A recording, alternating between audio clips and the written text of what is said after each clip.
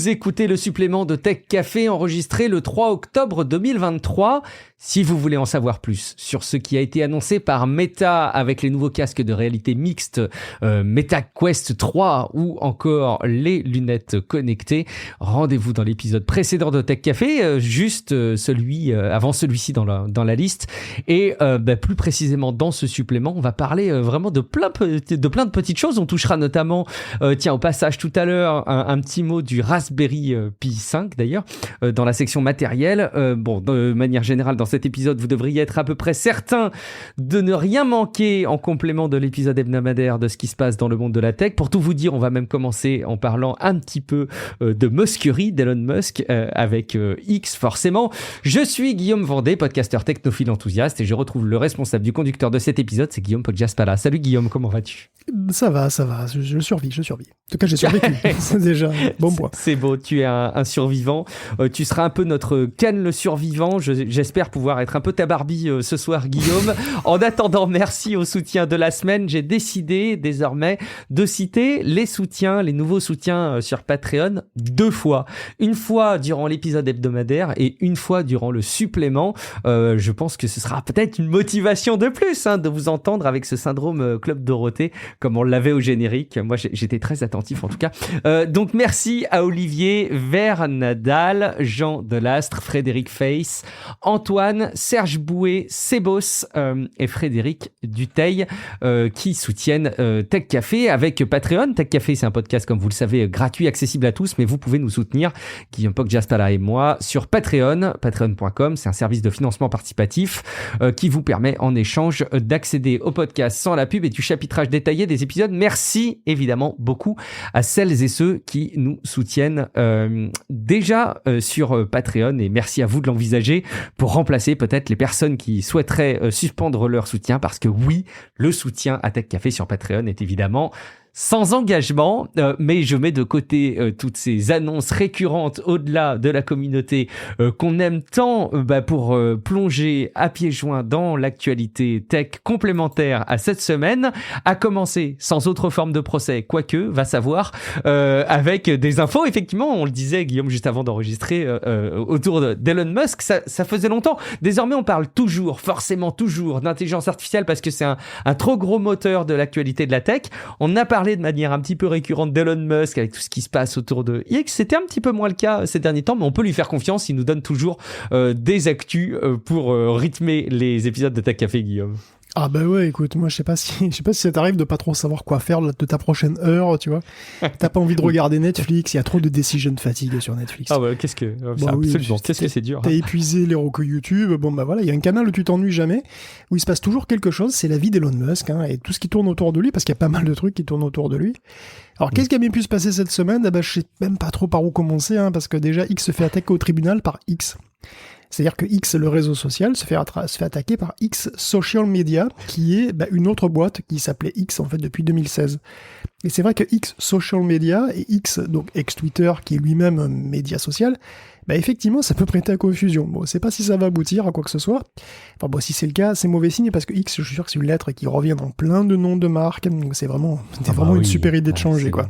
C'est écrit, je veux dire, à partir du moment où ça s'appelle X, tu peux être à peu près certain qu'il y a des dizaines d'entreprises qui vont se plaindre.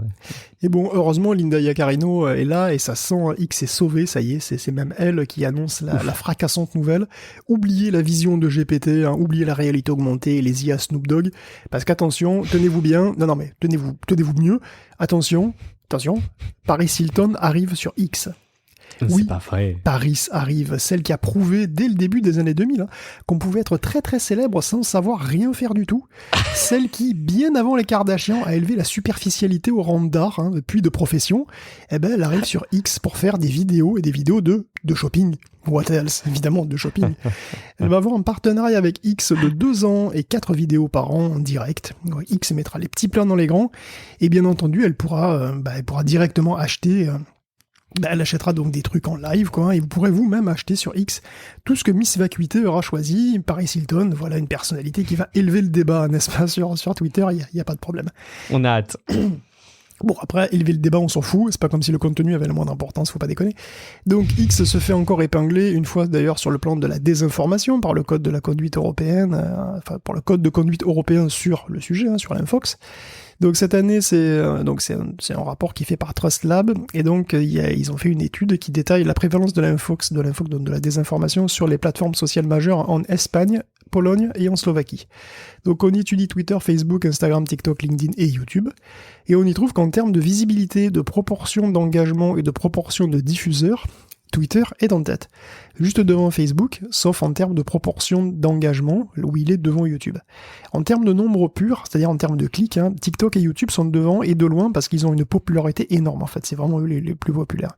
Mais en termes de proportion de tweets de désinformation, Twitter gagne. De posts de désinformation, Twitter gagne. Dans les 3 pays, Twitter est 4e en fait en termes de popularité et bien après Facebook, YouTube et Instagram. Ce qui fait qu'il a une portée assez globale, il a une portée globale qui est assez moyenne. TikTok et YouTube ont une portée énorme. Par contre, ils ont une découvrabilité en termes de désinformation qui est moindre. Donc globalement, l'info se porte donc bien sur Twitter puisqu'elle est bien mise en avant, elle est facile à trouver, qu'il y a une bonne proportion de producteurs de contenu, que ça se diffuse bien. Twitter, juste après Musk, a d'ailleurs quitté le code de conduite de la désinformation européen, et bon, ça se voit un petit peu. Alors c'est pas étonnant, puisque parmi ceux qui relayent et amplifient de l'Infox, il y a Elon lui-même, qui est d'ailleurs accusé de diffamation par un étudiant de 22 ans. Donc il a été lui-même accusé il a accusé le gamin, donc de 22 ans, d'être membre d'un groupe extrémiste néo-nazi. Alors l'histoire commence de manière assez bizarre par un combat de rue, le 24 juin à Portland, entre 2 groupes d'extrême droite nationalistes. Donc il y avait 2 des gars qui étaient démasqués, on voyait leur visage, et donc il y a un tweetos qui poste une photo de l'étudiant en question, qui s'appelait Ben Brody, donc l'étudiant de 22 ans, comme étant l'un d'eux. Et donc en plus, il a mentionné que il allait devenir fonctionnaire, qu'il le connaissait, qu'il allait devenir fonctionnaire. Et Ben s'est très vite défendu, il s'est défendu de faire partie des gangs néo-nazis, mais Musk, friand de théorie conspi, a retweeté la photo de Brody avec un sous-entendu, et ensuite ça a fait un effet boule de neige entre des influenceurs et Musk, et la situation lui a échappé. Donc il était devenu un agent du gouvernement en opération spéciale sous couverture pour semer la zizanie chez les groupuscules nationalistes. Il en fallait peu. Bon, Ben n'a rien à voir là-dedans, il a quand même été doxé, il a été menacé, et bon, évidemment, il veut se faire entendre, et il demande du coup $1 million de dommages et intérêts à Musk, qu'il a bien sûr d'ailleurs contacté sur Twitter aussi, pour lui dire, arrête, qu'est-ce que tu fais? Bon, cette histoire pourrait être quand même incroyable, que PDG puisse faire ce genre de truc, mais bon, Musk a déjà fait quantité de bourdes graves de ce type-là, et voilà, il a refumé tout le monde tellement souvent. Bon.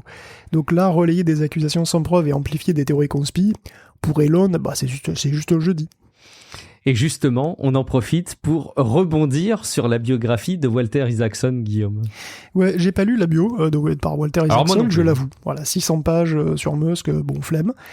Et en plus, ça sent pas trop le bouquin d'investigation qui va gratter un peu la peinture pour voir ce qu'il y a dessous, quoi. D'ailleurs, Elisabeth Lopato, donc qui est reporter à Bloomberg, qui a été reporter à Bloomberg et qui est désormais reporter à The Verge, l'a lu, elle, et confirme quand même pas mal cette expression. Musk, d'ailleurs, n'est pas d'une fiabilité incroyable, et apparemment Isaacson non plus. Donc Walter, il n'est pas là pour faire du journalisme d'investigation, il est là pour pondre de la biographie de génie. Voilà, lui, il fait des biographies sur Benjamin Franklin, sur Léonard de Vinci, sur Einstein, sur Steve Jobs. On a les génies qu'on mérite. Et donc, il a fait une bio sur Musk. Et Musk, donc, doit être génie, et puis voilà, un génie un peu tourmenté, un peu controversé, mais un génie quand même. Et donc, Elisabeth trouve plein d'endroits où Isaacson n'est pas allé chercher très loin, et où il n'a pas vérifié de source. Et en particulier, il faut qu'on revienne, puisqu'on en avait parlé, sur ce fameux épisode avec les Starlink et la guerre en Ukraine, qu'on avait mentionné dans un épisode, qui apparemment va nécessiter de la Troisième Guerre mondiale, on le rappelle. Ouais, en tout cas, il va y avoir une correction dans les prochaines éditions apparemment du bouquin, puisque Walter a écrit que Musk avait demandé secrètement d'éteindre la connexion sur une partie de la Crimée. Effectivement. Et à cause de ça, les drones ukrainiens, des drones sous-marins, ont dérivé et se sont paumés. Or, c'est plus que dit Musk lui-même. En fait, il aurait reçu une demande des Ukrainiens d'activer les satellites jusqu'à Sébastopol, et il a refusé parce que SpaceX ne voulait pas être impliqué dans une escalade guerrière. Enfin, il voulait pas que SpaceX soit impliqué dans une escalade. C'est quand même assez différent. Et Walter se défend en disant que les Ukrainiens pensaient que c'était allumé et connecté alors que non. Mais sans préciser qui pensait ça et sans source. Et d'ailleurs, il a, sur le moment, pas cherché à savoir non plus. Il a juste demandé à Musk et puis c'est tout, quoi. Tu vois, il a pas parlé des militaires, des ingénieurs, je sais pas. Donc des approximations comme ça, basées sur des témoignages qui sont finalement uniques de Musk et de sa famille, il y en a plein d'autres. Sur sa jeunesse, par exemple, pendant laquelle il aurait fait des stages de survie pendant lesquels des jeunes mouraient régulièrement, je cite. Là encore, il n'y a pas de source, autre que Musk, à qui le Moniteur aurait dit qu'un jeune était mort l'an passé. Pas la même chose. Mais bon, plus profond que cette anecdote, Isaacson ne touche jamais à aucun des dossiers chauds. Dossiers un peu lourds, comme les problèmes de sécurité et de conditions de travail chez Tesla. Les soucis avec les animaux chez Neuralink. Son action politique aussi, parce que Musk se dit apolitique, alors qu'il n'est pas du tout apolitique. Il est au contraire très très impliqué dans la politique texane. Il est très implanté au Texas. Et il est donateur politique, et il favorise toujours ce qui leur apportera le plus de subventions. Et il le fait très bien, puisque Tesla a eu plus de 3 milliards de subventions en tout. Même Amazon a été jaloux. Et en une subvention, Amazon, il s'y connaît. Donc il y a pas beaucoup de choses aussi sur les conflits avec ses ex-femmes, Justine Musk et Amber Heard. Il y a que la version de la famille de Musk. Mais il y a aucune version, enfin, il n'y a pas de témoignage d'elle. Donc il y a aussi l'épisode de Jenna Musk, qui est... Alors Jenna Musk, c'est une fille d'Elon Musk, qui est transgenre, et qu'il a caché à son père le plus longtemps possible, et qu'il a dès lors renié depuis. Enfin, c'est Jenna qui a renié Musk, enfin, je pense que l'inverse aussi. Leur différend a beaucoup affecté Musk, ça c'est certain, mais c'est vrai que dans le bouquin, on a un peu l'impression que ça deviendrait presque une excuse pour certains de ses mauvais comportements, tu vois, ça l'a énervé, du coup, bon... Ouais. Malgré ça, Musk est loin de passer pour un saint dans la biographie de Walter, faut pas déconner, il le décrit aussi comme impulsif, colérique, voire agressif et froid avec ses employés, qui sont pour la plupart jetables. D'ailleurs, les témoignages des intéressés le corroborent, d'ailleurs, ils comprennent bien qu'ils sont que des outils au service d'une cause plus grande, et si l'outil décide, je cite, de donner la priorité à ses loisirs et à son confort, il doit partir. Voilà. Bon. Donc désolé, si en tant qu'humain t'espères avoir une vie, c'est pas chez Musk. Bon, Walter ne peut pas complètement non plus transformer Elon Musk en Saint-Bernard, mais là sa conclusion est étrange. Il se demande si Musk aurait pu faire tout ce qu'il a fait s'il n'avait pas été comme il est. S'il n'avait pas été sans filtre, sans limite, tu vois. Si être comme ça était une malheureuse nécessité. Bon, comment dire ? Je sais pas, Musk, c'est vrai que Musk a créé des énormes boîtes, forcément qui ont eu énormément de succès, voilà, qui ont des ambitions folles. Mais bon, tout n'est pas forcément super tout le temps, c'est sur toute la ligne, très loin de là, toutes les promesses non tenues ces 10 dernières années, je veux dire, le prouvent aussi, puis ça aurait pu être évité, toutes les controverses aussi, et puis la catastrophe industrielle Twitter, dont on n'en parle même pas. Donc une autre question, c'est peut-être, est-ce qu'il aurait pas pu faire mieux s'il avait été plus sympa, ou plus normal, tu vois, s'il avait écouté les gens, s'il avait évité de se comporter comme un connard. Voilà, mais bon, ça c'est moins flatteur pour Elon, bien entendu. Mais bon, quoi qu'il en soit, Musk est l'ami des journalistes, puisque au moins, avec lui, on a toujours un truc à écrire dessus. C'est vrai que c'est pratique, c'est vrai. Je me demandais dans quelle mesure est-ce que le travail d'un monsieur comme Walter Isaacson n'était pas plus problématique aussi parce que, tout simplement, il n'est pas mort, Elon Musk. Enfin, je veux dire, c'est évidemment pas ce que je lui souhaite, mais comprenez bien qu'il n'est pas en fin de sa vie, ni professionnelle, ni sa vie tout court, alors qu'il a quand même plutôt écrit des biographies de personnes pour qui l'actualité de leur vivant n'était plus trop à l'ordre du jour, tu vois. Walter Isaacson, il a écrit sur Steve Jobs, à la limite, c'était peut-être la personne qui était, je sais pas, la moins proche, enfin, la plus proche de son vivant, quoi. Bon, je sais pas, ça me pose question, peut-être aussi ça. Non pas qu'on ne puisse écrire que des biographies de personnages qui sont décédés, évidemment, n'allez pas me faire dire ce que je n'ai pas dit.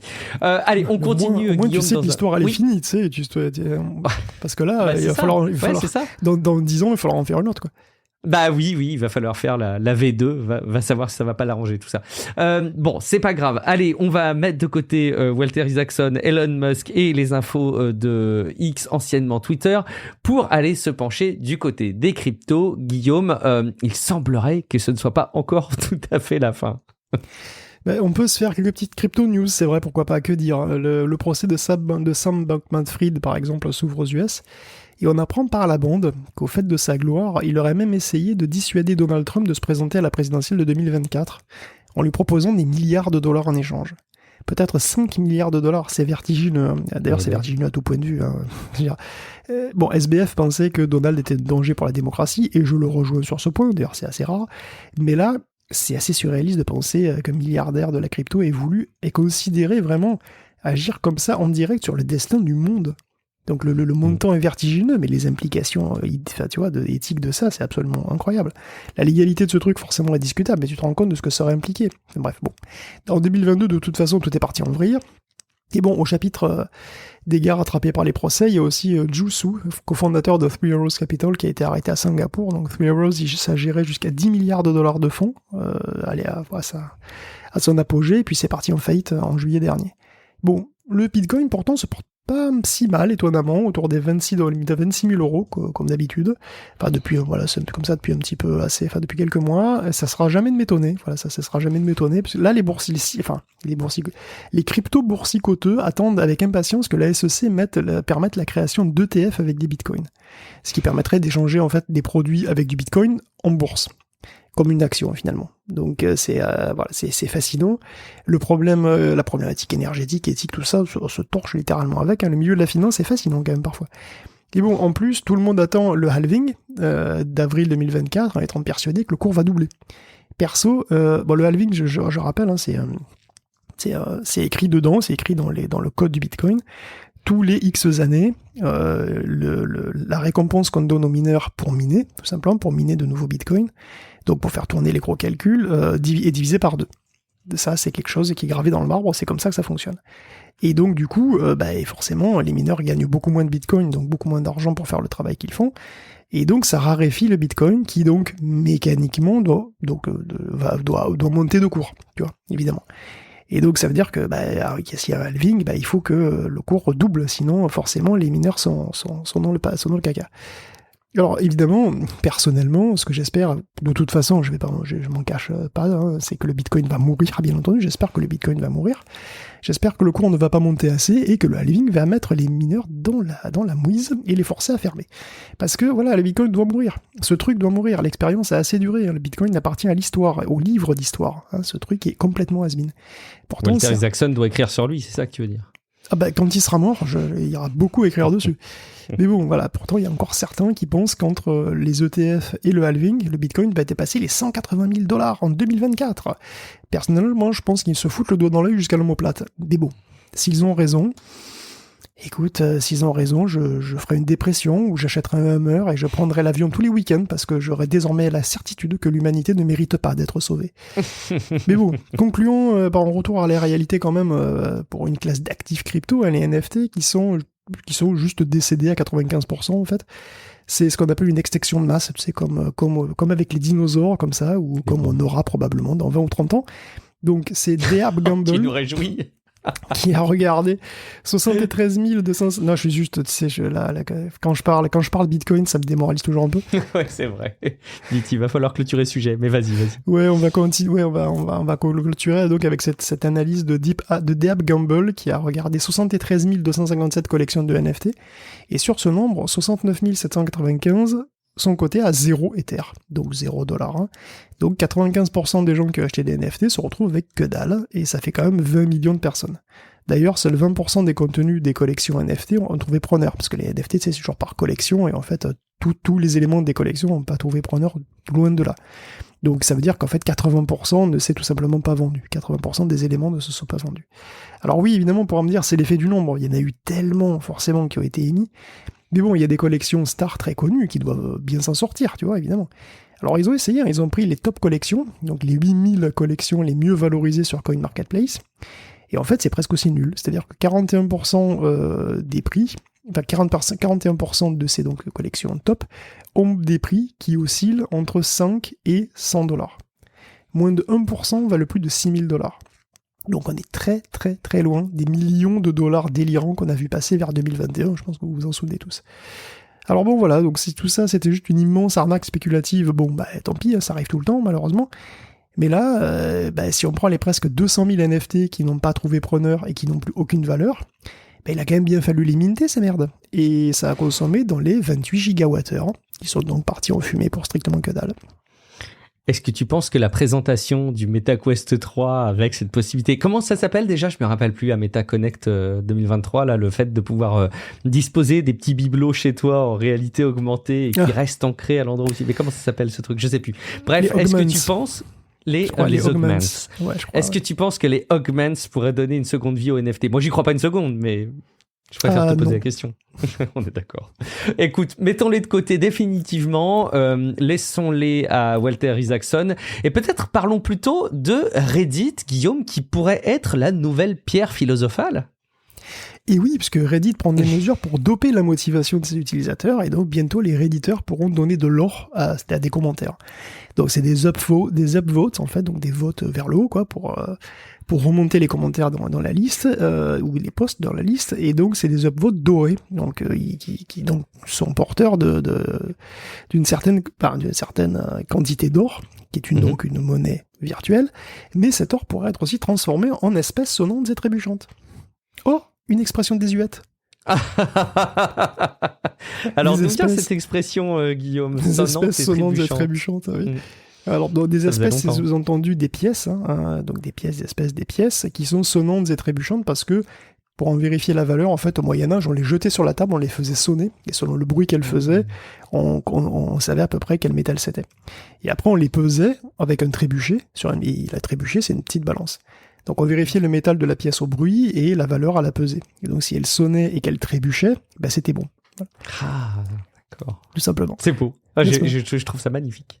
Et bon, sur Reddit, donc ces dollars sonnants et trébuchants sont censés rémunérer des gens pour faire des commentaires, donc des posts de qualité. Toute contribution sera éligible, donc sauf le porno ou les contenus violents, enfin bon voilà, des contenus un peu plus difficiles, quoi. Alors c'est une initiative à double tranchant. Bah, alors d'un côté, c'est cool que les gens qui prennent du temps à écrire des commentaires, des posts longs et riches sur Reddit en soient récompensés. Ça prend du temps, évidemment, des efforts.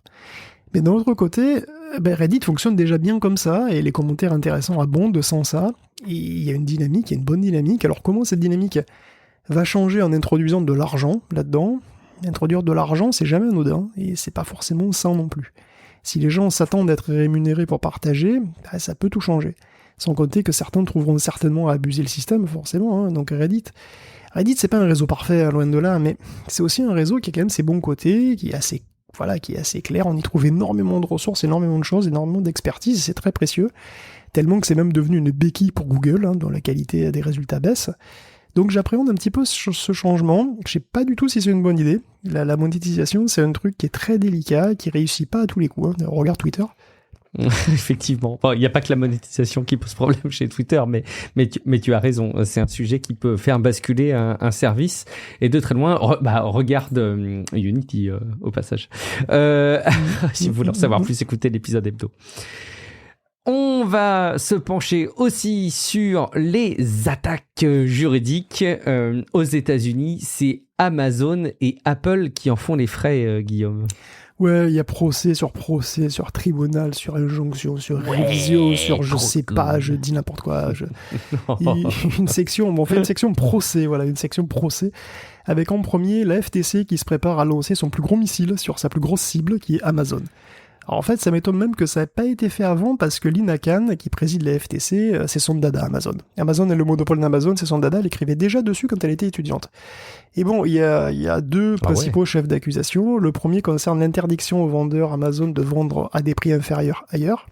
Et le deuxième concerne l'obligation d'utiliser la logistique Amazon pour être éligible à Prime, qui est un label sans lequel tu n'existes pas sur la plateforme, tout simplement. Donc la FTC et donc 17 Attorney Generals attaquent Amazon pour avoir été anti-compétitif. Alors c'est un gros procès avec risque de démantèlement si ça aboutit. Bon, évidemment, on verra bien. Donc les attorneys, là, c'est les procureurs généraux des États. Et donc il y a donc 17 États qui attaquent. Donc 17 États parmi lesquels le Delaware, le Nevada, le Nouveau-Mexique, l'Oklahoma, New York, l'Oregon, et je vous fais grâce du reste. Bon, gros procès donc, dont on reparlera sans doute, un truc assez historique. Mais bon, d'ici là, Apple se fait aussi poursuivre, lui, pour abus de position dominante pareil, par un collectif de boîtes financières qui font dans le crédit, comme Venmo par exemple. Et donc l'idée, c'est qu'Apple favorise Apple Pay dans iOS et ne laisse aucun espace pour des services concurrents, en particulier à travers les commissions de l'App Store et par l'impossibilité d'accéder aux puces NFC des téléphones. Donc Apple avait tenté de les débouter, mais ça n'a pas marché. Et donc le procès devrait suivre son cours. Bon, et puis évidemment, si on parle procès, on va conclure avec l'inénarrable combat Epic Apple, qui est pas encore complètement fini. Moi, je pensais que c'était terminé depuis belle lurette, cette histoire. Alors, c'est terminé, mais ils en appellent tous les deux, et à quelques heures d'intervalle, à la Cour suprême, pour des raisons bien sûr diamétralement opposées. Alors, le procès, effectivement, s'était fini en 2021, t'as complètement raison, et Apple avait assez largement gagné, sauf sur un point, ce qui était le système de paiement tiers pour les développeurs sur l'App Store. Donc Epic demande à la Cour suprême de revoir le jugement global en antitrust contre Apple, pour essayer donc de renverser le résultat. Et bien sûr, de son côté, Apple en appelle à la Cour suprême pour renverser la petite partie du jugement qui ne lui convient pas. Bon, voilà, tous deux sont dans une posture de dernière chance, clairement. Et voilà, on verra bien si Scotus a pitié. Putain, si Scotus a pitié. Scotus étant bien sûr Supreme Court of the United States. C'est comme ça qu'ils l'appellent là-bas, Scotus. C'est rigolo. C'est beau, c'est mignon, ça. On a mis bien ce genre de truc. Hein. Il y avait Potus. Oui, Président of the United States. Exactement, et aussi Scotus, Supreme Court of the United States. Bon. Mais ça a peut-être pas la même sonorité que chez nous, forcément. Là, non, mais ça fait Scotus, moi ça m'éclate toujours. Scotus. Ok, parfait. On va plutôt, Guillaume, reparler des mouvements de protestation aux États-Unis. On en a parlé plusieurs fois aussi, donc voilà des nouvelles de la grève historique de la WGA, la Writers Guild of America. Elle est virtuellement finie. Voilà, la Guilde des acteurs a donc trouvé probablement un terrain d'entente avec l'AMPTP, donc c'est le groupe des producteurs. Hein. Le texte doit être accepté et ratifié, mais ça semble bien parti. Parce que la WGA a eu gain de cause sur beaucoup de points, à peu près tout presque. Hein. Alors déjà, il y a les salaires. Alors, je vous ferai pas le détail parce que c'est hyper technique et super chiant, mais voilà, il y a des augmentations de salaire significatives à tous les niveaux de métier. Voilà, il y a aussi des minima d'embauche qui sont relevés pour pallier aux sous-effectifs chroniques et souvent intentionnels, hein, qui est largement pratiqué par les divers studios et producteurs. Et comme une partie de la rémunération peut être un intéressement sur le succès d'un show, la WGA a obtenu un truc très important et historique, c'est l'obligation pour les studios de divulguer les statistiques d'audience. Alors pas publiquement, mais la WGA pourra avoir accès de manière confidentielle à ces données, et donc pourra vérifier le niveau des rémunérations, que c'est en corrélation avec le niveau des rémunérations. C'est un gros contraste avec l'opacité traditionnelle des studios, hein, parce que ça les arrangeait quand même pas mal, puisqu'ils pouvaient évidemment faire un petit peu ce qu'ils veulent. Et bon, évidemment, il y a aussi une victoire aussi sur le contrôle de l'IA, qui était aussi un point dont on a parlé. Hein. Un texte généré donc par une IA ne pourra pas être utilisé comme base pour un script. Donc impossible pour un producteur, par exemple, de générer un pitch avec ChatGPT, de le faire ensuite remanier par un auteur, tout en gardant les droits, puisque à l'origine, évidemment, l'auteur était là juste pour remanier quelque chose qui existait déjà. Donc ça, ce sera pas possible. Il y a une IA qui ne pourra pas non plus réécrire ou remanier un script écrit par un humain, et les auteurs, eux, pourront, s'ils le veulent, utiliser une IA, mais on ne pourra pas les forcer à le faire, par exemple, pour aller plus vite. Donc en ce qui concerne l'entraînement des modèles, par contre, c'est plus flou, parce que ça va dépendre aussi de nouvelles lois qui vont encadrer les IA dans un futur proche, hein, qui arrivent, il y a des lois qui arrivent un petit peu partout. Donc les auteurs vont justement reprendre le travail, mais pour l'instant, justement, ils font le piquet de grève avec les acteurs, qui, à date, eux, sont toujours en grève. Est-ce que tu penses que ça va dans le bon sens? Moi, spontanément, j'ai envie de dire que oui, mais bon, je me rends pas compte. Peut-être que je suis naïf ou que je ne me rends pas compte des implications. Pour la WGA, oui. Pour la WGA, on peut dire que c'est comme une victoire, oui. Bon, écoute, c'est un bon point d'aborder. On va du coup, forcément, pendant que tu parles d'intelligence artificielle générative, se plonger dans le sujet avec les modèles de langage. Et Guillaume, on va commencer avec Firefox, qui fait un peu comme Siri sur les derniers produits Apple, qui va faire de la réflexion en local, et là, en l'occurrence, de la traduction de pages web en local. C'est ça, t'as tout dit. C'est une toute petite news Firefox, mais bon, c'est Firefox, alors c'est cool, je le mentionne. Même. Ouais, j'aime bien Firefox. Oui. Et donc la version 118 permet la traduction simultanée en local, donc tu peux avoir une page web en anglais, tu peux la traduire en 9 langues, dont français, allemand, espagnol, italien, etc., et bulgare, et tu peux la traduire directement en local. Ça marche pas mal du tout. Bon, c'est encore un petit peu mal dégrossi par endroits, certains passages ne sont pas traduits, parfois c'est pas complètement parfait, mais bon, ça marche, et sans rien envoyer sur aucun serveur. Donc c'est fait, tu vois, on the edge. Et je pense que c'est le futur, effectivement, de faire de plus en plus de traitements en local comme ça. Bon, après, il n'y a que 9 langues. C'est bien pour un début, mais c'est vrai qu'il y a encore quand même pas mal de boulot. Et puis, pas que pour Firefox, d'ailleurs, hein, au passage. Le copilote de Windows 11 et Office est limité à 8 langues, qui sont toutes européennes, sauf le chinois et le japonais. Bon, le français est dedans, donc on n'a pas à se plaindre. C'est vrai que ces outils qui se veulent universels sont quand même souvent très anglo-centrés. Alexa ne supporte que 15 langues, d'ailleurs, aussi. Et bon, pour avoir testé pas mal de petits modèles, je l'avais parlé, je crois, de petits modèles de langage en local, quoi, hein, on sent nettement qu'ils sont pas à l'aise du tout en français. Et j'imagine même pas dans les langues qui sont moins courantes ou juste moins online, tu vois, où il y a moins de documentation online. Et ça affecte même les très gros modèles, en fait. Donc ChatGPT, il est très très bon en anglais, hein. Il est bon en français quand même, il faut le dire, mais nettement moins bon dans des langues comme par exemple le kurde, le tamoul ou le bengali. Alors évidemment, moi je peux pas tester, mais sur Rest of the World, ils ont testé, et même en bengali, qui est une langue qui est même pas mal parlée, hein, il est beaucoup beaucoup moins malin en fait, et même en raisonnement Il est beaucoup moins malin. C'est pas juste qu'il connaît moins de choses, c'est ça qui est marrant d'ailleurs, hein, c'est que si tu lui poses des problèmes de logique en anglais, il va être beaucoup plus apte à les résoudre que si tu lui poses à Bengali, où il va beaucoup moins comprendre. Donc il y a quand même énormément de gens qui parlent des langues qui sont non européennes, hein, et donc il va y avoir encore une sorte de fossé numérique finalement, qui sera d'origine purement linguistique en fait, hein, pendant un certain moment. C'est regrettable. Après, c'est compréhensible aussi qu'on puisse pas comme ça claquer des doigts et avoir la totalité des langues du monde qui soient compatibles avec ces outils. Mais il faut en avoir conscience par contre. Mais il faut bien se rendre compte aussi qu'il risque d'y avoir des langues rentables et des langues pas rentables, et ça veut dire qu'il risque d'y avoir des populations qui seront rentables et des populations qui seront pas rentables et des populations qui seront restées à l'écart, juste pour ce genre de raisons aussi, qui risquent en tout cas de... C'est cyniquement évident, effectivement, tu as raison. Très bien. Allez, un peu d'hallucination, Guillaume, de la part des intelligences artificielles. Oui, ça c'était deux petites news. Attends. Alors là, c'est pas moi. C'est pas moi non plus, je te jure. La compression. non, mais je voulais parler de la compression aussi avec les modèles de langage. Ah oui, pardon, j'ai sauté une ligne, c'est ça. Là, c'est de ma faute. Cette fois-ci, je suis navré. On va parler des modèles, des compressions en plus des modèles de langage. En plus, c'est là aussi un de tes sujets récurrents que tu aimes bien remettre sur le devant de la scène. Une utilisation qui est pas forcément intuitive au départ de la part des modèles de langage et qui est assez bluffante. Excuse-moi. Écoute, non, mais après, écoute, moi, j'ai complètement zappé une news dans le décidément. Et toi, tu zappes une ligne. C'est de bonne guerre. Il y a pas de problème. Donc, alors un modèle de langage, oui, c'est effectivement, c'est un peu mon dada. Un modèle de langage, c'est un compresseur de texte. Bon, je dis ça comme ça, mais en fait, c'est vrai. Pourquoi ? Parce qu'un modèle de langage, c'est un prédicteur de texte, et que prédire, c'est compresser. Parce que bon, imaginons que je sache prévoir avec certitude le mot qui vient après dans une phrase. Voilà, je suis Dieu, je sais tout.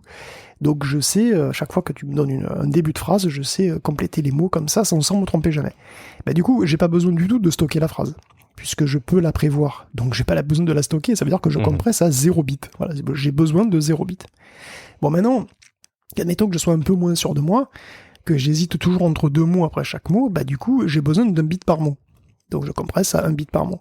Si j'hésite entre 4 mots, j'aurai besoin de 2 bits, voilà, puisque 2 au carré, possibilité, ça fait 4. Et si c'était 3 mots, j'aurais besoin de logarithme de base 2 de 3 bits pour, de 3 bits, en tout cas, pour avoir ma compression. Donc ça rejoint complètement la notion de complexité qu'on avait, de perplexité, qu'on avait expliqué dans un épisode précédent. Je sais pas si tu te souviens de cette espèce de perplexité, c'était exactement ça. Et on a notamment reparlé de ces fonctionnements-là, et je ne peux pas m'empêcher de le brancher à chaque fois, mais dans l'épisode dossier, où on vous explique, Guillaume Poggiaspala vous explique comment utiliser votre propre chat GPT en local, puisque tu avais fait une partie aussi juste en amont qui réexpliquait comment fonctionnaient ces outils-là. Mais effectivement, on les avait décrits.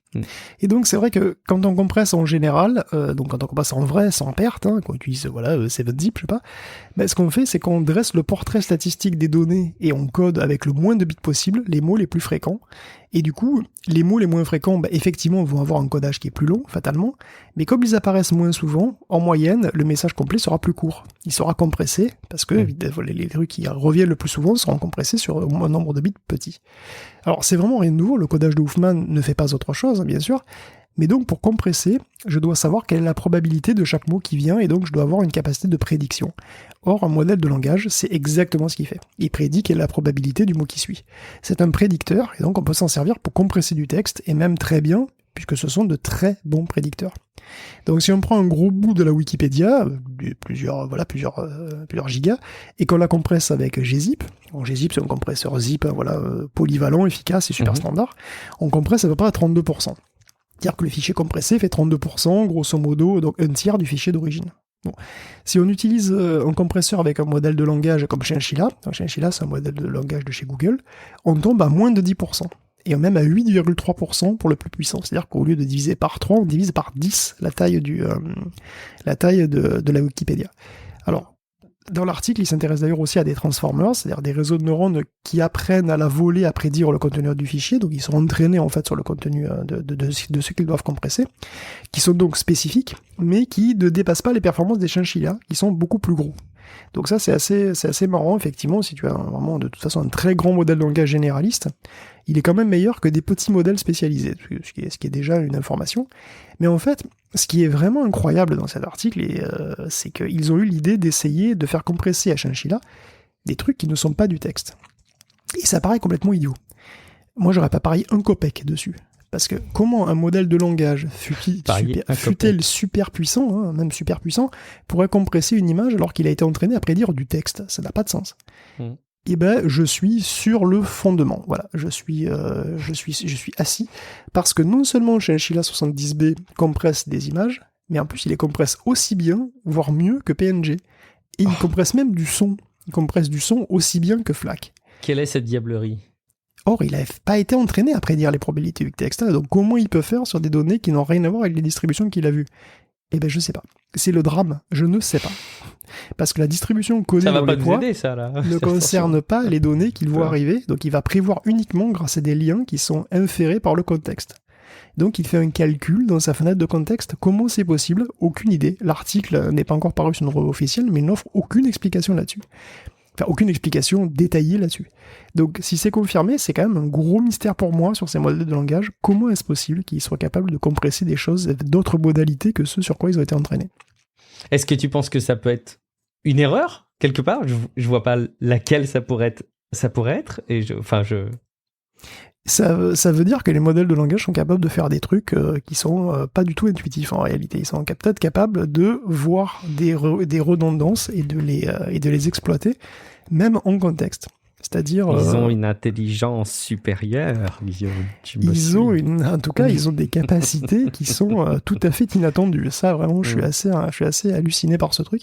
Vous pouvez aller voir l'article est disponible sur l'archive.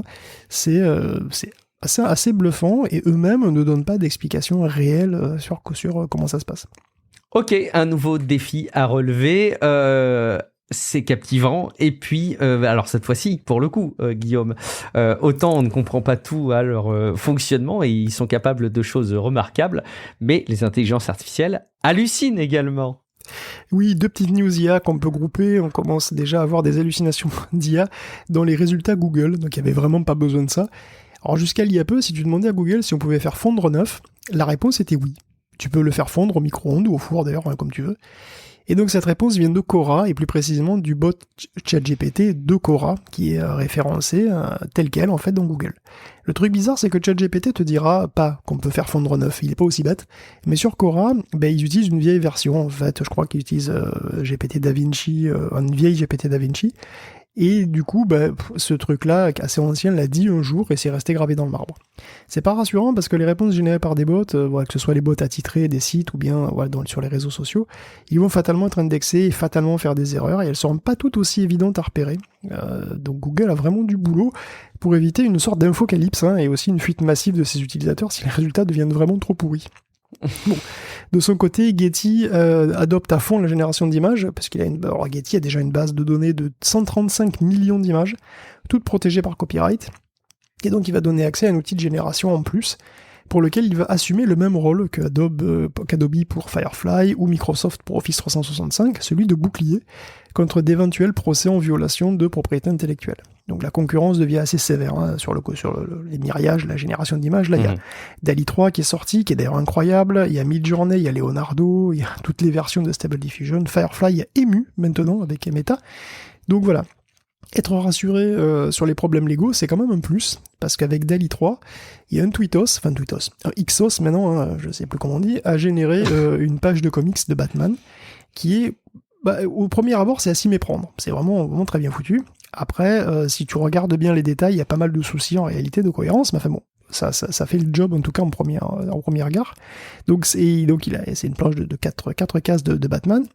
Et il s'est fait pourrir sur les réseaux sociaux. Et les commentaires ont été pour la plupart très négatifs, avec, toujours pareil, vol, plagiat, appel au studio à lancer un procès. Bon, clairement, la génération d'images atteint techniquement des nouveaux sommets techniques, vraiment des nouveaux sommets de qualité, nouveaux sommets en termes de compréhension du prompt, c'est vraiment impressionnant. Par contre, légalement et socialement, rien n'est réglé. Et on continue avec les intelligences artificielles, Guillaume. Donc on se demandait la semaine dernière si toutes ces IA, et toutes ces débauches de puissance de calcul, que ça nécessite, allait pas poser des problèmes de coût et de rentabilité pour Microsoft, et pour les autres d'ailleurs aussi. Et là, on a des petits éléments de réponse cette semaine, peut-être. Donc, il semblerait que Microsoft ait lancé des cohortes de chercheurs sur le coup. Donc, le but, en fait, ce serait de développer en interne des solutions de rechange en celle d'OpenAI. Alors, pas autant pour concurrencer vraiment GPT-4 frontalement comme ça, que pour essayer finalement de créer des modèles plus petits, mais suffisamment bons pour être utilisés à la place à moindre frais. Parce que bon, comme on s'en doutait, faire tourner GPT-4 à chaque requête Bing et bientôt dans des millions d'instances d'Office quotidiennement, c'est cher. Et entraîner les modèles coûte de l'argent et de l'énergie, c'est sûr, mais l'inférence, c'est encore pire. Parce qu'au plus le modèle est sollicité, au plus il consomme. Et donc, si tu dois l'appeler des millions, des milliards de fois par jour, autant qu'il soit vraiment le plus petit possible. Donc OpenAI est devenu trop grosse et spécialisée là-dedans pour que même Microsoft ait l'espoir toute seule de créer un GPT-4 comme ça en quelques mois. Mais c'est pas le but. Ils veulent pas aussi gros, ils veulent juste moins cher et le plus efficace possible. Parce que à force de mettre de l'IA absolument partout, et de proposer au monde entier de l'utiliser pour tout et n'importe quoi, la consommation des data centers augmente aussi significativement. Donc les data centers utilisent déjà énormément d'énergie, ça c'est sûr, c'était déjà un problème avant l'IA, mais ça va empirer. Et en juillet dernier, Microsoft a reçu la permission de construire une centrale thermique à gaz en Irlande pour son data center de Dublin. D'après Microsoft, elle sera uniquement utilisée en cas de backup, en cas de congestion de la grille irlandaise. Mais bon, elle coûtera quand même 100 millions d'euros, et je me demande quand même si elle restera éteinte tout le temps, sauf en cas de panne de courant. En gros, data center, c'est facilement 50 MW de puissance, des puissances qui stressent les grilles et qui utilisent parfois des installations renouvelables et parfois pas. Et bon, là en ce moment, l'IA se répand partout, ça va démultiplier les besoins de puissance de calcul, les composants vont s'améliorer, c'est sûr, mais la loi de Moore étant sous respirateur artificiel depuis quelques années, là, l'efficacité énergétique des puces ne suivra pas. Donc les data centers vont continuer de consommer toujours plus. Et c'est pour ça que les gros prestataires commencent à s'intéresser aux mini-réacteurs nucléaires. Donc Microsoft recrute en ce moment... Qu'on aborde ce genre de news, moi ça me fait froid dans le dos. C'est une réalité, Microsoft recrute en ce moment même un responsable pour coordonner l'implémentation d'une installation de micro-réacteurs. Et c'est pas le premier. Alors la logique elle est simple, on a besoin d'une énergie abondante, pas chère et stable. Alors pourquoi ne pas avoir sa mini-centrale nucléaire privée pour alimenter ses serveurs directement ? En plus, tu me diras, le nucléaire c'est une technologie qui est vraiment pas nouvelle, et les micro-réacteurs non plus, depuis ça fait 70 ans qu'on en fait des micro-réacteurs. Puisqu'en fait, le premier sous-marin nucléaire date de 1955. Donc voilà, et en plus, ça fait pas de CO2, une centrale nucléaire. Et Microsoft est un peu embêté parce que d'un côté, il veut être carbone neutre, voire carbone négatif d'ici 2030. Mais d'un autre côté, il s'est lancé dans une fuite en avant avec l'IA qui va l'obliger à démultiplier ses capacités de calcul. Et du coup, sa consommation. Mais pour un petit réacteur modulaire, 50 MW, c'est rien du tout. Ça peut aller jusqu'à 100 MW, 200 MW, un petit réacteur. Donc même les tout petits, donc les micro-réacteurs nucléaires, donc ils alourdissent pas le bilan carbone. Le problème principal à l'heure actuelle, c'est le coût. En fait, par rapport à des réacteurs de sous-marins ou de porte-avions, le challenge, c'est de les produire en grande série, de les rendre le moins cher possible, et évidemment le plus sûr possible. Alors pour le moment, le mégawatt nucléaire privé reste plus cher que le mégawatt privé, au gaz naturel. Et il reste des soucis de trouver du combustible aussi, après intéressant évidemment, et celui de la prolifération nucléaire aussi, celui des déchets aussi, celui des démantèlements au final aussi, et puis le fait que malgré tout on n'a pas encore de recul sur des mini-réacteurs en race campagne, mais tout ça manifestement pèse pas bien lourd parce qu'on a vraiment besoin de mégawatts. Donc tous les hyperscalers vont s'intéresser au sujet, il y a plein de startups sur le coup, quand la rentabilité sera là, on va peut-être voir fleurir des petits réacteurs nucléaires privés un petit peu partout. C'est pas pour tout de suite, mais les experts estiment qu'il pourrait y en avoir d'ici 2030. À partir de 2030, on va dire. Donc 2030, voilà, nucléaire privé, réalité mixte, super IA, ce sera plus cyberpunk que jamais, quoi. Ah oui, effectivement, on serait dans une forme de dystopie quelque part. Si les sujets de l'hébergement, et en particulier de l'hébergement carbone neutre vous intéressent, évidemment, je ne peux que vous renvoyer à l'interview que j'avais fait de Marc Euler sur cet été, sur CEO d'Infomaniac, qui s'exprimait de manière parfois un petit peu critique, on peut le comprendre, sur les stratégies notamment d'hébergeurs comme Microsoft. On va terminer cette rubrique, Guillaume, avec une nouvelle émission de télé que tu nous présentes, c'est Qui veut gagner des trillions, on est passé à la vitesse supérieure maintenant. C'est complètement fou, et oui. En termes de puces spécialisées dans l'IA, c'est vrai qu'on parle énormément de Nvidia, bien sûr, qui produit en fait des GPU, des puces assez polyvalentes, mais qui sont quand même très bien optimisées pour le job d'intelligence artificielle, quoi. Donc on parle aussi de Google et de ses TPU, parfois de Cerebras, de ses composants hors normes, mais il y en a plein d'autres, et il y en a encore plus qui veulent se faire une place parce que le marché est de plus en plus juteux, bien entendu. Et donc parmi elles, il y a Samba Nova. Samba Nova qui produit des puces exclusivement optimisées pour l'IA. Bon, c'est des puces qui sont, mais alors, pas grand public du tout. D'ailleurs, que tu vois la taille de la puce... Elles servent à rien pour du calcul graphique, par exemple, alors j'imagine. Non, elles servent à rien pour du calcul graphique, même si je suis persuadé qu'en les programmant intelligemment, on peut les utiliser pour faire d'autres types de calculs. Mais à la base, elles sont vraiment prévues pour accélérer le deep learning. Et d'ailleurs, quand tu vois la taille qu'elles ont, sur la photo, le mec, quand il y a une à la main, tu vois la taille de la puce, elle est tellement fat, voilà, ça laisse augurer le prix, pas très accessible, tu vois, même si tu casses ton PEL, ça m'étonnerait que tu puisses en acheter une, quoi. Le mot de puce, c'est pas hyper approprié, du coup. Ouais, c'est vrai qu'on utilise puce depuis toujours, en réalité, c'est des trucs de plus en plus gros, c'est vraiment des trucs, c'est des steaks maintenant. Maintenant, c'est vrai qu'on dirait des steaks, en fait. Donc, Samba Nova est basé à Palo Alto, en Californie. Hein. Ils ont levé $1 milliard quand même, c'est franchement pas mal. Et donc, ils ont déjà produit d'autres puces avant, et là, ils ont produit leur dernière, qui sont les SN40L, donc là, sur la photo, et qui sont assez impressionnantes. Alors, déjà en eux-mêmes, mais aussi parce que ils laissent entrevoir le futur les futurs modèles d'IA qu'on aura dans les années qui viennent, parce que c'est le but, hein. Donc ils sont gravés par TSMC en 5 nanomètres, ils ont 102 milliards de transistors, 1040 cœurs, et ils ont 3 niveaux de mémoire embarquée. Donc le plus bas niveau, c'est 520 mégaoctets de mémoire qui est directement sur la puce. 520 mégaoctets, c'est gros, hein. Vous imaginez un CPU avec 520 mégaoctets de cache. C'est vraiment très gros. Le niveau suivant, c'est le niveau standard, hein, donc c'est comme la RAM vidéo sur un GPU normal, c'est du HBM. Et après, il y a une liaison très rapide, mais même s'il ne donne pas la bande passante, à une sorte de gros tas de mémoire centrale qui ferait jusqu'à 1,5 téraoctets. Donc Samba Nova supporte la précision 8 bits et sa propre suite d'outils qui s'appelle Samba Flow pour découper au mieux les très très gros modèles sur plusieurs puces. Et leur credo, c'est de démocratiser, vous entendez bien les guillemets là, de démocratiser les modèles à 1000 milliards de paramètres. Parce que finalement, tout est relatif. Le PDG affirme que 1000 milliards de paramètres, c'est pas si gros si tu peux le caser dans seulement 8 puces.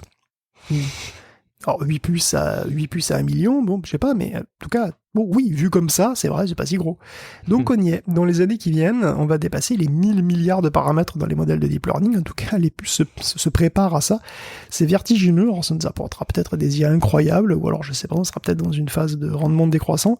Mais bon, voilà, c'est assez fou, et ne vous inquiétez pas, on va couvrir tout ça avec gourmandise. Ah oui, effectivement, mais il y a de la marge avant qu'on les voit vraiment arriver et qu'on puisse vraiment les confronter à la réalité. J'avais quand même retenu, parmi les tendances que tu dessines dans les épisodes de Tech Café, que le nombre de milliards de paramètres est important, mais conditionne pas tout. Est-ce que, comme tu le dis, c'est pour ça que tu évoques un rendement qui pourrait pas être forcément pertinent à l'avenir? C'est pour ces raisons-là. Disons que là, il y a énormément d'efforts qui sont faits pour augmenter l'efficacité des modèles, parce qu'on se rend très bien compte, si tu veux, que quand on regarde GPT-3 qui avait 175 milliards de paramètres, donc des premiers gros modèles qui étaient vraiment incroyablement impressionnants, sur lesquels on a trouvé plein de capacités émergentes et tout ça, tous ces trucs-là, si tu veux, en fait, on se rend compte qu'on n'a pas besoin d'autant de paramètres pour avoir la même chose. Et aujourd'hui, on peut presque dire qu'on a quelque chose qui est aussi bon qu'à l'époque, avec 10 fois moins de paramètres, par exemple. Facilement 10 fois moins.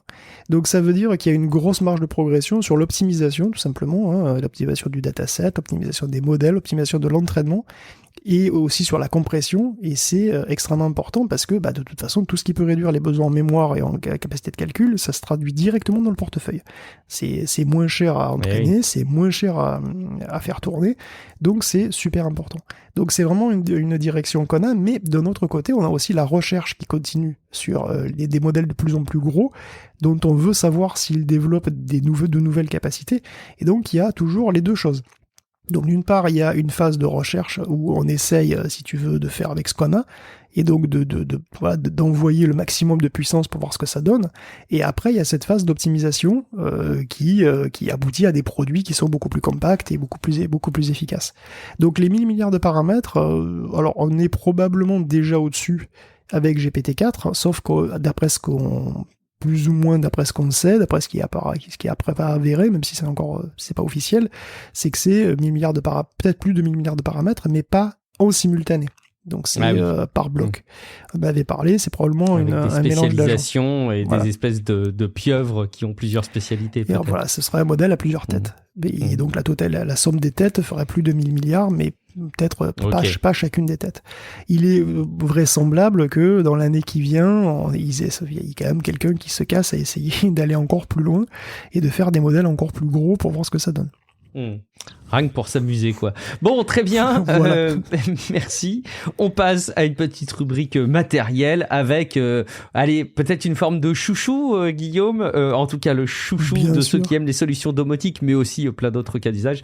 C'est la nouvelle itération du Raspberry Pi, la version 5.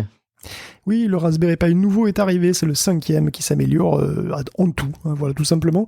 On pourrait résumer en disant qu'il est 2 fois mieux en tout, mais c'est même plus que ça. Alors déjà, il conserve son format de carte de crédit, hein, tout petit, son processeur est 2 fois et demi plus rapide que celui du 4, et il coûte $60 pour la version 4 Go et 80 pour la version 8 Go. Donc on est sur un rapport performance-prix qui est assez imbattable, même si les Orange Pi par exemple sont plus efficaces, mais ils sont aussi un petit peu plus chers. Donc en fait, le Pi 5 refait le retard qu'il a accumulé sur la concurrence, parce que justement les Orange Pi et les Rockchip par exemple ont fait bien mieux que le Pi 4, le Pi 4 qui est quand même assez ancien, hein, donc dans l'intervalle, il y a quand même eu pas mal de trucs. Donc le Pi 5 revient dans la course, et il intègre donc une puce maison d'ailleurs, donc le RP1, qui est un Southbridge en fait, hein, c'est une puce qui fait l'intermédiaire entre le système sur puce, donc le Broadcom, et le reste de la carte mère avec toutes ses entrées-sorties. Et le système, en l'occurrence, système sur puce, là c'est toujours en Broadcom, donc qui est équipé cette fois de 4 cœurs Cortex A76 à 2,4 GHz, et d'un Videocore 7 qui décode de la 4K en H265, qui peut même piloter 2 écrans 4K. Donc tout est 2 fois plus rapide, le CPU, la mémoire, qui passe d'ailleurs en DDR4X, en LP DDR4, accès SD, réseau, crypto, tout est beaucoup plus rapide. D'ailleurs, la crypto est enfin accélérée sur Raspberry Pi, ce qui n'était pas le cas avant. Donc voilà, il est aussi 2 fois plus efficace énergétiquement que le Raspberry Pi 4. Cela dit, c'est pas si incroyable, dans le sens où le Broadcom est gravé en 16 nanomètres, ce qui n'est pas non plus à se rouler par terre. Donc on s'attend pas à ce qu'un Pi soit gravé en 3 nanomètres, hein, voilà, comme chez Apple, bien entendu, mais la concurrence, Rockchip en particulier, par exemple, vend des cartes avec des SoC à 8 nanomètres, qui sont donc encore 2 fois plus efficaces que le Raspberry Pi. Les Orange Pi et les Rockchip sont donc vraiment plus efficaces, ils sont aussi un petit peu plus chers. Donc dans l'ensemble, ça reste une proposition honnête, tu vois. Bon, surtout que la carte intègre plus de connectivité, c'est plus riche, hein, on intègre 2 USB 3, 2 USB 2, du gigabit Ethernet, la vitesse du Wi-Fi est doublée, et enfin, le Pi intègre une horloge temps réel, ça y est, et, attention, un bouton on-off. Oui, Alléluia, on a enfin un bouton on-off. Il y a un on-off, oui. Parce que sinon, il fallait jouer avec des alimentations sur lesquelles il y avait un interrupteur. Il a fallu attendre 5 itérations pour avoir un bouton on-off. C'est pas faux. Merci. Bon, il y a aussi une puce pour la gestion de la consommation, hein. Il demande par contre une alimentation de 5 ampères, et parce que ça peut consommer jusqu'à 25 watts quand même. D'ailleurs, globalement, le Pi 5 va nécessiter un ventilateur et un radiateur, hein, pour s'exprimer pleinement. Il a 2 nouveaux ports pour les caméras et des écrans, des ports, voilà, pour des petites caméras spécialisées. Alors, par contre, le port jack vidéo-audio est absent, c'est fini, donc il faudra HDMI ou de l'audio par USB ou en Bluetooth. Mais bon, attention, nouveauté fracassante et magique, le Pi a désormais un port PCI Express. Donc alors, il est propriétaire, mais avec un adaptateur, vous pourrez brancher des cartes PCI Express. Toutes les cartes PCI Express que vous voulez, des cartes réseau, des cartes graphiques, si vous voulez, des SSD, tout ce que vous voulez. Donc ça ouvre énormément de possibilités, bien entendu. Hein. Donc c'est une grosse mise à jour qui vaut le coup. Hein. Donc les Pi 5 seront disponibles en octobre, et en volume suffisant, on espère, n'est-ce pas, après des mois et des mois, des années, j'ai l'impression, de pénurie qui ont frappé ses prédécesseurs. Ouais, ça s'était calmé, ça s'était un petit peu amélioré la disponibilité, mais ça reste pas idéal évidemment. Est-ce que ça voudrait dire que avec une carte graphique, on pourrait imaginer que ce serait une bonne solution pour un serveur Plex à peut-être moins cher qu'avant, tu vois, les serveurs vidéo qui vont moins cher, c'est possible si tu mets une carte graphique d'occasion par exemple qui est juste bonne à. Mais en fait, il sait décoder le H265 et le H264. Ouais, mais c'est pas hyper performant en fait. Si je dis pas de bêtises, c'est pas vraiment optimisé pour. Moi, je sais pas, je me rends pas compte. Ça dépend ce que tu veux faire, mais c'est vrai que ça devient de plus en plus crédible pour beaucoup d'usages, parce qu'il est quand même nettement plus puissant. C'est vrai que si tu as des besoins particuliers, maintenant effectivement le PCI Express t'ouvre il peut t'ouvrir plein d'horizons, quoi. Bien sûr, ça permet de spécialiser un petit peu les usages avec des composants en plus. Excellent, merci Guillaume. On va plonger ensemble dans un lac. Quel lac ? Eh ben, celui qui recouvre la surface des Meteor Lake. Oui, ils arrivent aussi mi-décembre, quant à eux. C'est la génération 14 des corps d'Intel, donc les Meteor Lake, nom de code Meteor Lake, qui constitue une grosse transition pour le fabricant quand même, transition qui est d'ailleurs peut-être symbolisée par le changement de logo et de marque, parce qu'on parlera plus désormais de i5 ou de i7, mais de Core Ultra, etc. Bon, ça va encore être marrant tout ça. Beaucoup plus simple à suivre. Ouais. Bien sûr, évidemment. La principale différence avec les anciennes puces, c'est la fabrication quand même, puisqu'un Meteor Lake est un assemblage de 4 modules de 4 sous-puces, qui sont réunis entre elles par des liaisons ultra fines et à très très haute vitesse.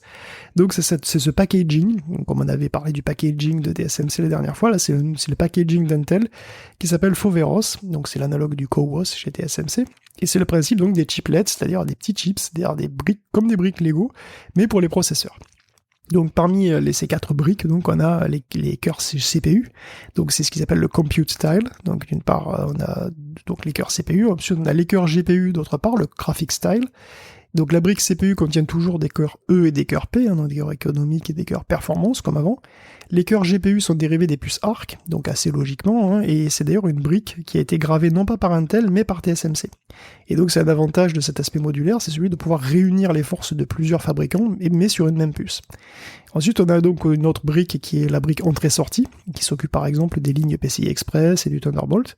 Et pour finir, et c'est une nouveauté quand même, on a une brique système sur puce, qui contient étonnamment 2 cœurs supplémentaires CPU, qui sont eux à ultra basse consommation, en plus des circuits d'encodage de décodage vidéo, du NPU, donc du Neural Processing Unit, pour accélérer les algos de deep learning, et aussi de tout ce qui gère le Wi-Fi, le Bluetooth, le HDMI, etc. Ce qui fait qu'on a désormais 3 niveaux de processeurs. Donc on a les processeurs P, les processeurs E et les SoC. Donc le niveau d'économie maximale, c'est le SoC. Donc le SoC et tout ça, évidemment, ça c'est géré par un nouveau Thread Director qui s'occupe de gérer tout ce bordel, en fait, tout ce petit monde. Donc le Thread Director va essayer, quand il reçoit un job, quand il reçoit une charge de travail, il va essayer déjà de le foutre sur le SoC pour voir si ça tombe, si ça tient, quoi. Donc le SoC, c'est un petit îlot qui est à très basse consommation, et donc il va essayer de faire le boulot là-dessus, et si ça tient, c'est tout bénef, la puce donc consommera très très peu, et ce sera super. Si ça marche pas, si ça rentre pas, il doit passer le boulot à la brique Compute Tile, donc il change de tile sur le tile qui consomme un petit peu plus, et là il va essayer de contenir le boulot sur les corps I, sur les corps économiques, les corps E, et si ça passe, super, sinon, de guerre là, il lance la grosse artillerie, c'est-à-dire les P-Core. Donc des P-Core qui changent pas beaucoup par rapport au Raptor Lake, la Gen 13, les P-Core. Et les E-Core, eux, sont, comme les P-Core, par contre, vont bénéficier d'une nouvelle version d'AVX, la VX10, dont j'avais déjà parlé d'ailleurs. Les cœurs dans le SoC sont aussi des cœurs E, donc en fait, ils sont les mêmes finalement que dans la Compute Time, mais il y en a que 2, et ils sont à très faible consommation par contre. Donc avec la VX10, donc ce système de SoC, ce système de chiplets, et puis les NPU, donc les Neural Processing Unit là, les Meteor Lake offrent quand même pas mal de nouveautés. Donc ces NPU seront probablement, ça va probablement se généraliser, ça sera probablement obligatoire sous une forme ou sous une autre dans tous ces CPU qui se respectent à l'avenir, vu la prolifération des algos de deep learning un petit peu partout. Donc ils seront utilisés déjà par les nouveaux TIA de Windows 11 qui ont été annoncés, et c'est sûrement que le début.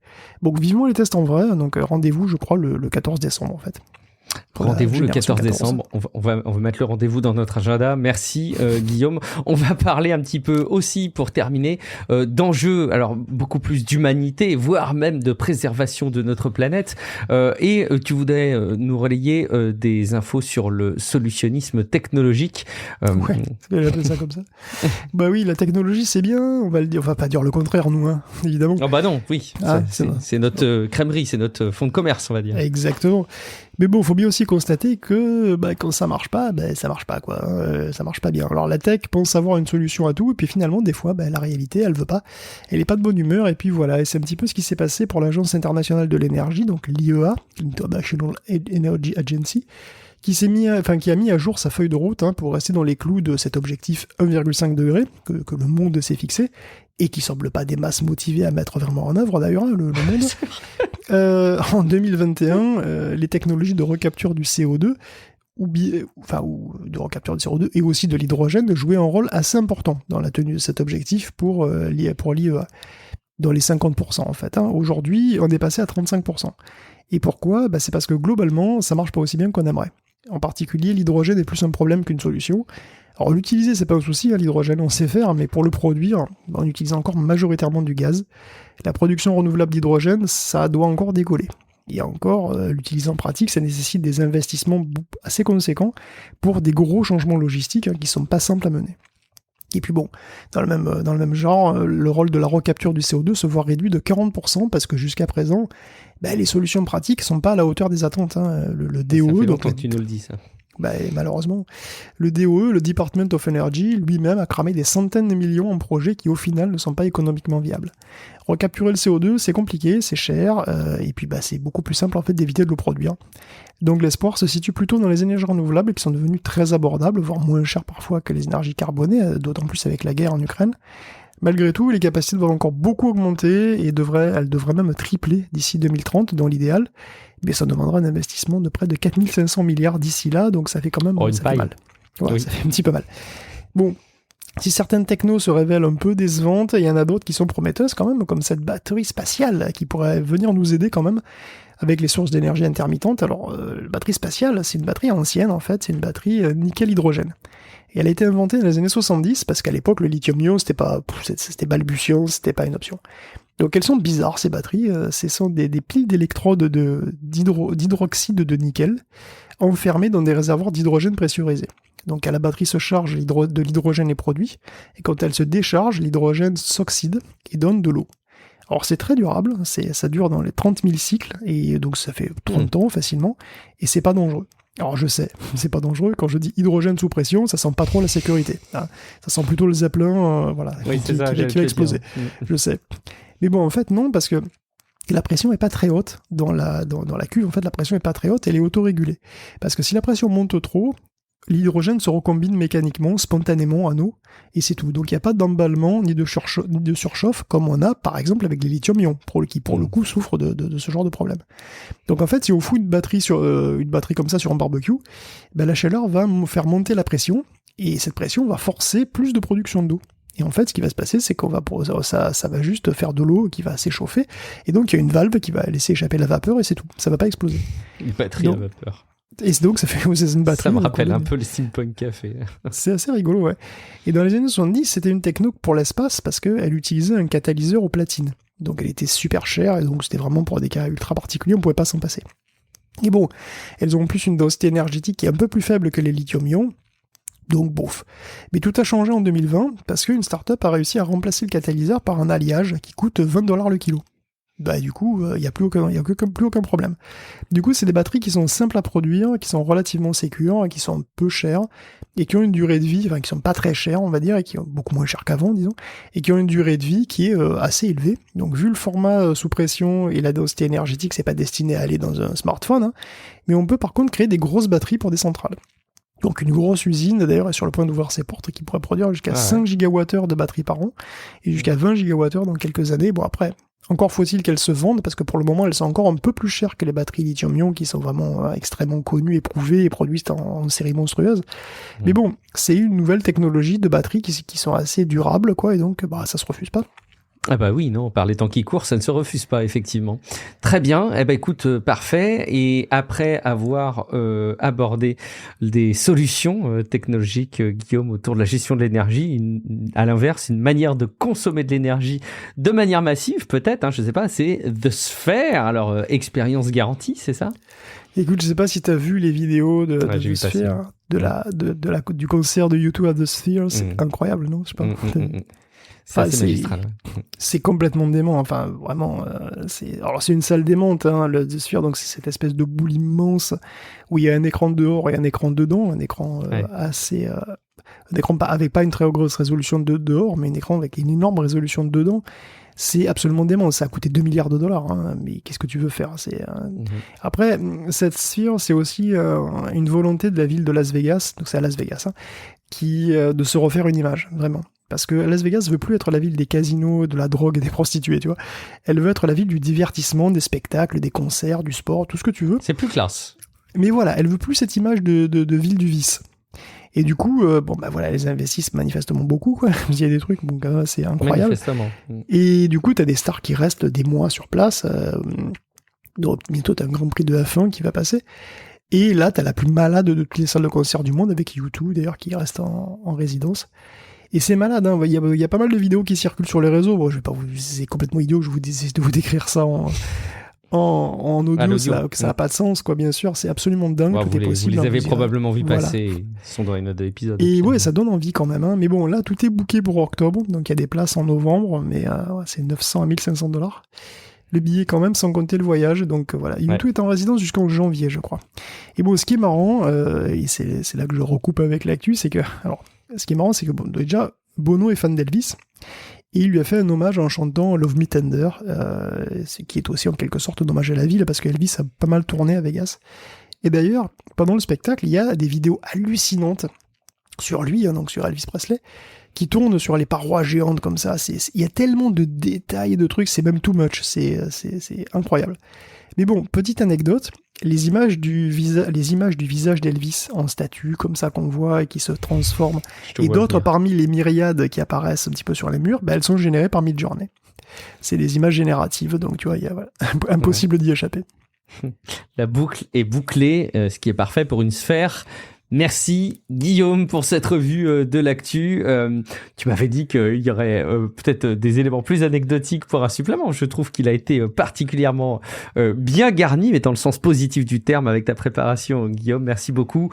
Je pense que le contrat de livrer une information complète sur l'actu tech cette semaine est totalement rempli. Si jamais vous partagez cet avis, vous pouvez vous rendre sur patreon.com/techcafé pour continuer à nous soutenir. Vous garantissez ainsi la diffusion à long terme de ce podcast qui, je l'espère, vous offre une information de qualité dans un ton agréable et qui vous permet de vous tenir à jour dans des moments creux de votre journée. Merci évidemment beaucoup pour votre fidélité. Vous pouvez nous retrouver globalement sur techcafé.fr, sur le serveur Discord de TechCafé, techcafé.fr/Discord. Et puis, vous pouvez aussi forcément nous retrouver à titre individuel. Guillaume, où est-ce qu'on peut te retrouver? Je pense qu'on va me retrouver... Oui, oui, où ça? Dans la sphère, non? Dans la boule? Écoute, non, justement, mais bon, donc je pense qu'on va plutôt me retrouver dans une discussion tendue avec mon banquier concernant un voyage d'affaires très important d'une semaine à Las Vegas. Est-ce que tu te rends compte de la quantité de CO2 que tu générerais en allant là-bas? Ce serait une catastrophe. Ce serait une catastrophe. Mais heureusement, j'ai pas trop les moyens de me payer une semaine à Vegas. En plus, avec le prix du billet, bon. Bon, le dis pas. Tu dis plutôt, non, c'est pour la planète. Je veux la préserver. Voilà, comme ça. Exactement. Je veux préserver la planète. Et comme je suis obligé, je le fais. Et c'est de bonne guerre, merci Guillaume pour ta revue. Je suis Guillaume Vendée. Vous me retrouvez sur guillaumevendée.fr et sur les réseaux sociaux. Merci infiniment pour votre fidélité. On se retrouve dans quelques jours pour un prochain épisode de Tech Café. Ciao à toutes et à tous. Ciao à tous.